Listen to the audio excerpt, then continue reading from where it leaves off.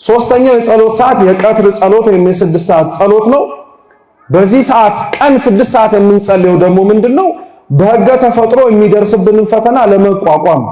ይህ ሰዓት የአዳምና ሔዋን መውደቅ በዚህ ሰዓት ስለሆነ ሰይጣን ፀሐይዋ በጣም ግላ በወጣችበት ከራ በታየችበት ወቅት ላይ አይምሯችን በሚፈዝበት ሰውነታችን በሚዝልበት ወቅት ላይ መጥቶ እንዳያስተን በዚህ ሰዓት ላይ የምንጸልየው ጸሎት እግዚአብሔር ከፈተና እንዲታደገን።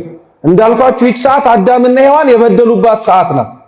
ስለዚህ ያቺን ሰዓት እኛም ማስበን የምንጸልየው እነሱን በዛ ሰዓት ያሳሳታቸው እኛንም ስጋችን በደከመበት አይምሯችን በፈዘዘበት ፀሐዩ በጋለበት በዛ ወቅት ላይ ክፉ ነገር እንዳያሰራን ብለን እንጸልያለን። በዚህ ምክንያት ሁለተኛው የአዳም ውድቀት ሰዓት ስለሆነ አዳም የወደቀበት ዕፀ በለሷን ቀጥፎ በልቶ ከእግዚአብሔር የተለየበት ሰዓት ቢኖር ይቺ ሰዓት ስለሆነ እኛም እንዳንለይ እንጸልያለን ከእግዚአብሔር።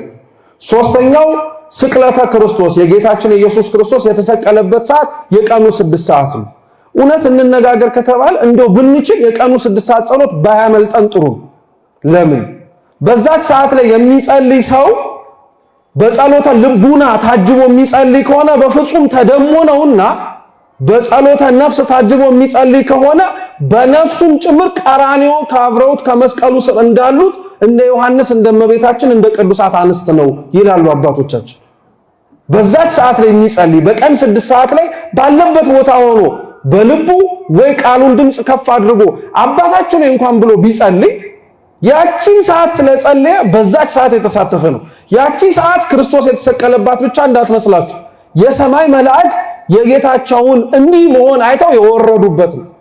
የምድር አብሮት የነበሩት ሰዎች አንድ የሚያመልኩትን የሚታመንላቸውን አምላካቸውን መከራ ሲቀበል ያዩበት ሰዓት ነው። በዚህ ሰዓት የሚጸልይ ሰው ታማኝ ባሪያ መሆን ማሳያው።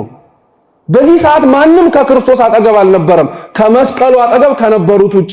ያቺ ሰዓት ላይ የሚጸልይ ሰው ካለ ማንም በሌለበት ሰዓት እንደነበሩ ሰዎች እኔም ማንም በሌለበት ሰዓት አብሬ እቆማለሁ እያለ ቃል እየገባለት ግልጽ ነው። የ6 ሰዓቷ ጸሎት ይቺ ናት ማለት ነው። አብሮ በዚህ ውስጥ ደግሞ 3ቱን ሕማማተ መስቀል ጌታችን በመስቀል ላይ ተሸክሟል። ተቀንወ ቅንዋት በሚስማር በዚህ የተቸነከረው በዚህ ሰዓት ነው። ተከሮ ራሱን የተመታው ወይም የሾህ አክሊልም መልሰው በያወጡ እየተነጩ በደንብ አድርገው ያሰቃዩት የነበረው በዚህ ሰዓት ነው። በጥፊ መልሰው የመቱትም አሁንም በዚህ ሰዓት ነው። ምራቃቸውንም የተፉበት በዚህ ሰዓት ነው። ስለዚህ አያድርገው እንጂ በዚህ ሰዓት የማይጸልይ ጸሎተኛ ከነዚህ ጋር የሚተባበር ነው እንደማለት ነው። አብሮ ጌታውን እንዳሰቃየው የሚያስብ ሰው ነው ማለት ነው። ይህን እንደምንለው ህሊናችን እንዲጨንቀው አረጉዴ ፈላ ስንት ዘመን ሳንጸልይ በቃ እንደነዚህ ሆኜ ነው ማለት ነው ብለን ተስፋ እንድንቆርጥ አይደለም። አብረውት ከቆሙት ጋር መቆም አጓግቶን እነዚህን ያሰቃዩትን ሰዎች ደግሞ በፍቅር አይን ለመመልከት ከዛ ለመሆን በመናፈቅ ነው። ይህን እግዚአብሔር ለሁላችን ያርግ።